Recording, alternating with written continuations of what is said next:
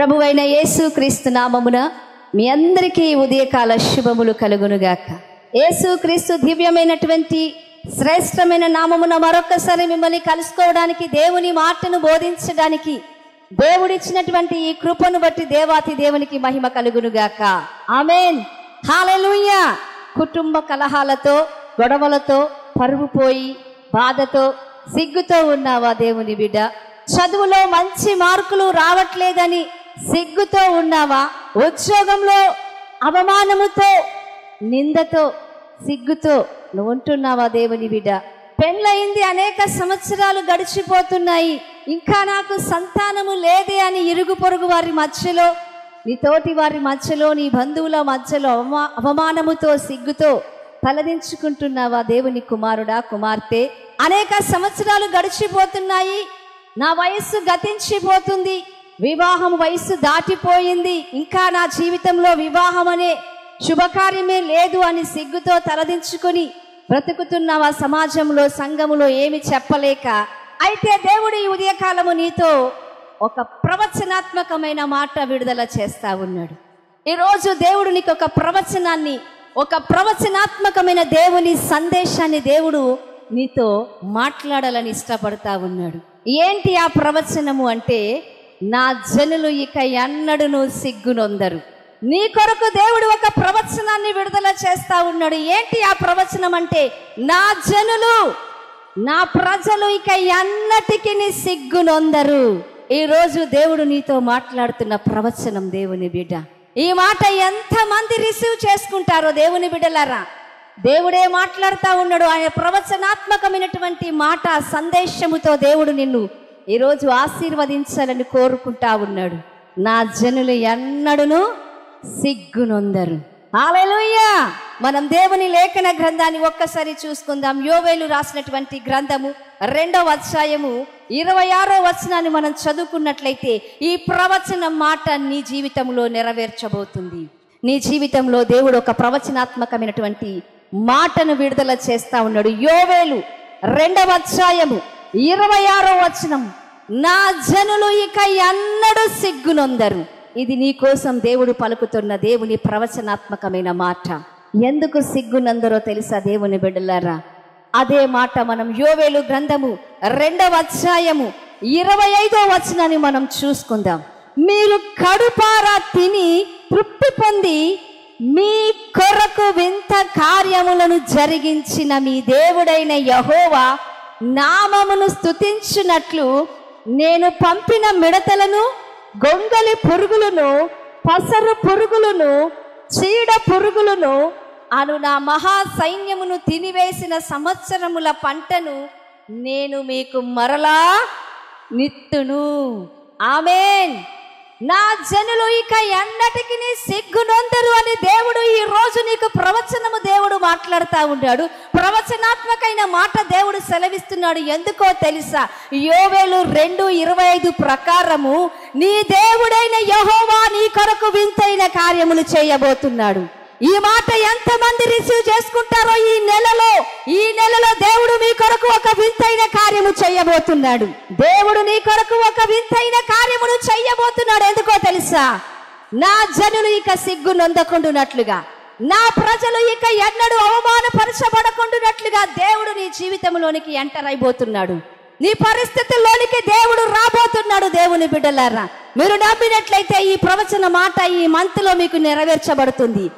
ఎంతమంది ఈ మాటను విశ్వసిస్తుంటారో దేవుని బిడ్డలారా, మీ జీవితములో ఇక మీకు సిగ్గు, అవమానం అనేది ఉండదు, నిందలు అనేది ఉండదు. ఎందుకంటే దేవుని మాట సెలవిస్తా ఉంది, నా ప్రజలు ఇక ఎన్నడూ సిగ్గునొందరంట. దేవుడు మీ కొరకు ఒక వింతైన కార్యము చేస్తా ఉన్నాడు. ఆమేన్. దేవుడు నీ కొరకు ఒక వింతైన కార్యమును చేయబోతున్నాడు. ఎందుకో తెలుసా?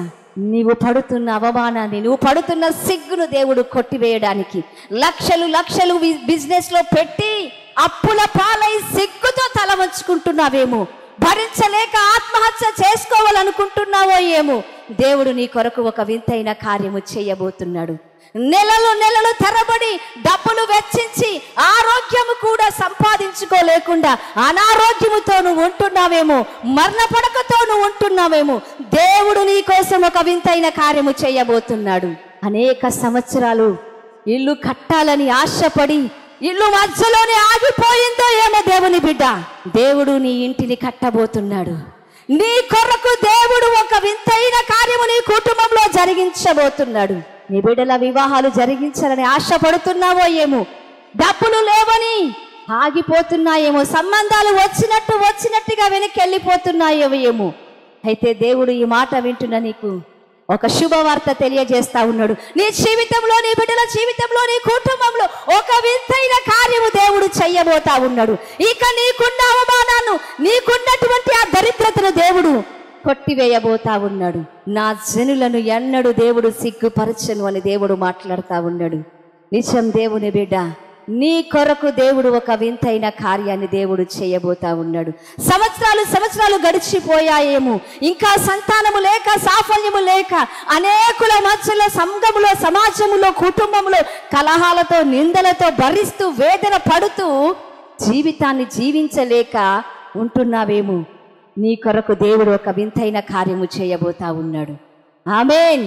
నీ కొరకు వింతైన కార్యము. ఏంటా వింతైన కార్యము అంటే, మిడతలు, గొంగలి పురుగులు, పసరు పురుగులు, చీడ పురుగులు తినివేసినటువంటి నీ ఆశీర్వాదపు పంటను మరలా దేవుడు నీకు ఇవ్వబోతున్నాడు. హల్లెలూయా. మరలా దేవుడు నిన్ను ఆశీర్వాదపు స్థితిలోనికి తీసుకురాబోతున్నాడు. ఆమేన్.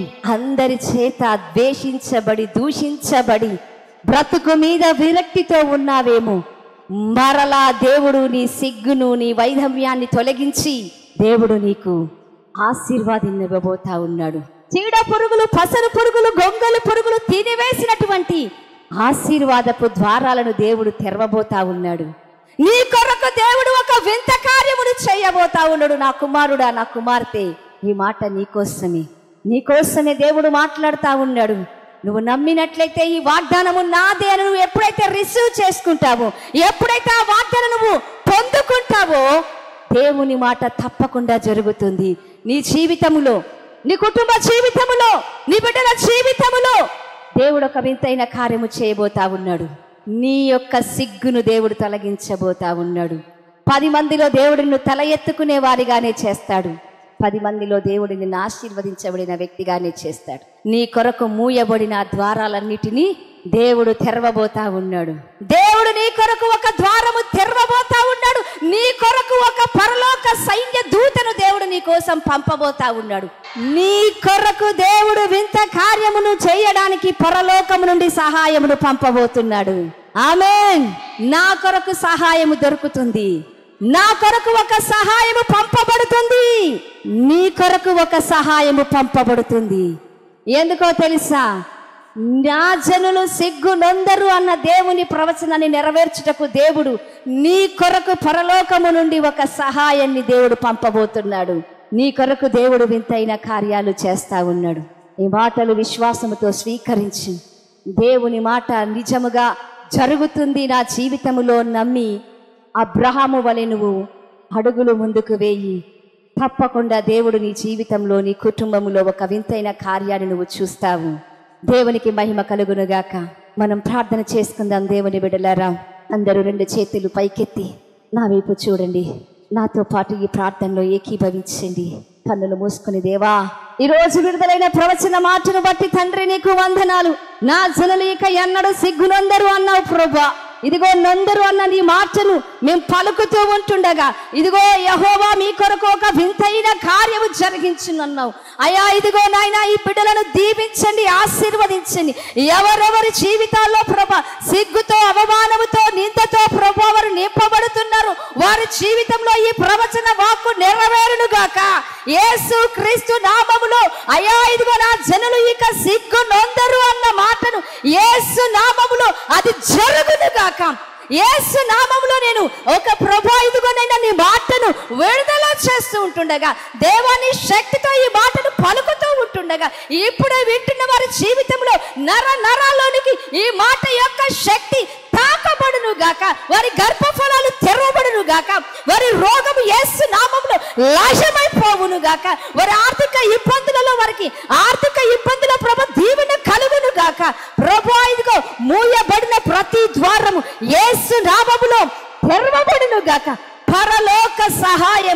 ఇక్కడున్న బిడ్డలకునైనా ఈ మాటలు వింటున్న బిడ్డలందరికీ కలుగునుగా కానీ ప్రార్థన చేస్తున్నాం నాయన. యేసు నామములో వీరి జీవితములో నీ ఒక వింతైన కార్యము జరిగించి నీవు మహిమ పొందమని, మిడతలు, గొంగలు, పురుగులు, పసరు, పెరుగులు తినివేసినటువంటి పంటను మరలా వీరికి అనుగ్రహించి నూతనమైన కార్యమును, వింతైన కార్యమును ఆశీర్వాదాలతో నింపి మహిమ పొందమని యేసుక్రీస్తు నామమున వేడుకుంటున్నాను మా తండ్రి. ఆమేన్.